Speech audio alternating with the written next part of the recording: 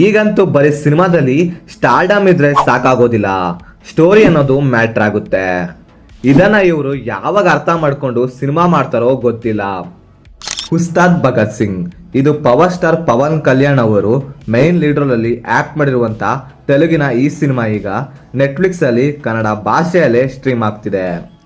ಬನ್ನಿ ಹಾಗಾದ್ರೆ ಸಿನಿಮಾದಲ್ಲಿ ನನಗೆ ಏನೆಲ್ಲ ಇಷ್ಟ ಆಯ್ತು ಏನೆಲ್ಲ ಕಷ್ಟ ಆಯ್ತು ಅಂತ ಕಂಪ್ಲೀಟ್ ಆಗಿ ಈ ವಿಡಿಯೋದಲ್ಲಿ ನೋಡ್ಕೊಂಡ್ ಬರೋಣ ಬನ್ನಿ. ಇನ್ನ ಇದರ ಒನ್ಲೈನ್ ಸ್ಟೋರಿ ವಿಷಯಕ್ಕೆ ಬರೋದಾದ್ರೆ, ಚಿಕ್ಕ ವಯಸ್ಸಿನಿಂದಲೂ ಕೂಡ ಭಗತ್ ಸಿಂಗ್ನ ಇನ್ಸ್ಪೈರ್ ಆಗಿ ತಗೊಂಡು ಬೆಳೆದಿರೋ ನಮ್ಮ ಹೀರೋ ಪೊಲೀಸ್ ಆಫೀಸರ್ ಆಗ್ತಾನೆ. ಆ್ಯಂಡ್ ಮುಂದೆ ಇವನು ಇರೋ ಊರಿನಲ್ಲಿ ಒಬ್ಬ MLA CM ಆಗಬೇಕು ಅಂತ ಹೇಳಿ ಏನೆಲ್ಲ ಕಚಡ ಕೆಲಸಗಳನ್ನು ಮಾಡ್ತಿರ್ತಾನೆ. ಇದರಿಂದ ಮುಂದೆ ನಮ್ಮ ಹೀರೋಗೂ ಹಾಗೆ ಆ MLAಗೆ ಯಾವ ರೀತಿ ಎಲ್ಲ ಕ್ಲಾಸ್ ಬರುತ್ತೆ, ಕೊನೆಗೆ ಇವರಿಬ್ಬರ ನಡುವೆ ಏನೆಲ್ಲ ನಡೆಯುತ್ತೆ ಅನ್ನೋದನ್ನ ನೀವು ಸಿನಿಮಾ ನೋಡೇ ತಿಳ್ಕೊಬೇಕು. ಆ್ಯಕ್ಚುಲಿ ಏನು ಅಂದರೆ, ಸಿನಿಮಾದ ಸ್ಟೋರಿ ಎಷ್ಟು ಸಿಂಪಲ್ ಆಗಿರುತ್ತೋ ಸಿನಿಮಾನು ಕೂಡ ಅಷ್ಟೇ ಸಿಂಪಲ್ ಆಗಿರುತ್ತೆ. ಅಂದ್ರೆ ಸಿನಿಮಾದಲ್ಲಿ ಪಾಸಿಟಿವ್ ಅಂತ ಏನಿಲ್ಲ ಬಿಡಿ, ಸಿನಿಮಾದಲ್ಲಿ ಇರುವುದೆಲ್ಲ ಅದೇ ಹಳೆ ರೊಟೀನ್ ಜಾತ್ರೆ ಮಸಾಲ ಅಷ್ಟೇ. ಇನ್ಫ್ಯಾಕ್ಟ್ ಏನ್ ಗೊತ್ತಾ, ಸಿನಿಮಾದಲ್ಲಿ ಇರುವಂತ ಒಂದೇ ಒಂದು ಸೀನ್ ಆಗ್ಲಿ ಎಲಿವೇಶನ್ ನ ಕ್ರಿಯೇಟ್ ಮಾಡಿಲ್ಲ. Power star Pavan Kalyan cinema ಅಂದ್ರೆ ಫ್ಯಾನ್ಸ್ ಗಳಿಗಂತಾನೆ ಸೀನ್ಸ್ ಗಳನ್ನ ಬರ್ಕೊಂಡು ಒಳ್ಳೆ ಎಲಿವೇಶನ್ ಸೀನ್ಸ್ ಗಳನ್ನ ತಂದಿರ್ತಾರೆ. ಇದ್ರಲ್ಲೂ ಕೂಡ ಆ ರೀತಿ ಸೀನ್ಸ್ ಗಳಿದಾವೆ, ಯಾವುದು ಕೂಡ ಅದು ಪ್ರಾಪರ್ ಆಗಿ ವರ್ಕ್ ಆಗ್ಲಿಲ್ಲ. ಇದ್ರಲ್ಲಿರುವಂತ ಸೀನ್ಸ್ಗಳು ಯಾವುದು ಕೂಡ ಹೈ ಮೂಮೆಂಟ್ ನ ಕ್ರಿಯೇಟ್ ಮಾಡೋದಿಲ್ಲ, ಎಲ್ಲ ಡೀಸೆಂಟ್ ಆಗಿತ್ತು. ಲಾಸ್ಟ್ ಟೈಮ್ ಬಂದಂತ OG ಸಿನಿಮಾದಲ್ಲೂ ಅಂತ ಏನ್ ಸ್ಟೋರಿ ಏನು ಇರಲಿಲ್ಲ, ಆದ್ರೆ ಸಿನಿಮಾದಲ್ಲಿ ಹೈ ಇಂಪ್ಯಾಕ್ಟ್ ಬರೋ ಸೀನ್ಸ್ಗಳು ತುಂಬಾನೇ ಇದ್ವು.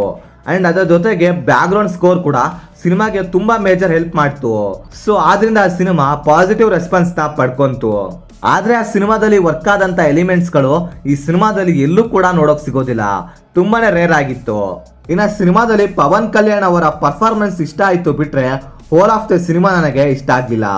ಯಾಕಂದ್ರೆ ಸಿನಿಮಾದಲ್ಲಿರುವಂತ ಸ್ಟೋರಿನ ಆಲ್ಮೋಸ್ಟ್ ಸಿನಿಮಾಗಳಲ್ಲಿ ನೋಡಿದ್ದೀರಾ. ಇನ್ನ ಸಿನಿಮಾದಲ್ಲಿ ಆಲ್ಮೋಸ್ಟ್ ಸೀನ್ಸ್ಗಳು ಹಾಗೆ ಸ್ಟೋರಿ ತಮಿಳಿನ ತೇರಿ ಮೂವಿನ ನೆನ್ಪು ಮಾಡ್ತಿತ್ತು. ಆ ಮೂವಿಯಲ್ಲಿ ಇದ್ದಂತ ಸೀನ್ಸ್ಗಳು ಮೇಜರ್ ಇದ್ರಲ್ಲಿ ನೋಡಕ್ ಸಿಕ್ತಿದ್ವು. ಸೊ ಆದ್ರಿಂದ ಇನ್ನ ಸಿನಿಮಾದಲ್ಲಿರುವಂತ ಸಾಂಗ್ಸ್ಗಳು ಹಾಗೆ BGMಗಳು ಕೇಳೋಕೆ ಏನೋ ಚೆನ್ನಾಗಿದೆ, ಆದ್ರೆ ಅವು ಸಿನಿಮಾದ ಮೇಲೆ ಯಾವುದೇ ಇಂಪ್ಯಾಕ್ಟ್ ನ ಬೀರ್ಲಿಲ್ಲ. ಇನ್ನ ಓವರಲ್ ಆಗಿ ಸಿನಿಮಾ ಹೇಗುಂಟು ಅಂತ ಹೇಳೋದಾದ್ರೆ, ನಿಮಗೇನಾದ್ರೂ ಅದೇ ರೊಟೀನ್ ಟೆಂಪ್ಲೇಟ್ಸ್ ನ ಸಿನಿಮಾಗಳು ಇಷ್ಟ ಆಗೋದಾದ್ರೆ ಈ ಸಿನಿಮಾನ ಒಂದ್ಸರಿ ಟ್ರೈ ಮಾಡಿ ನೋಡಿ.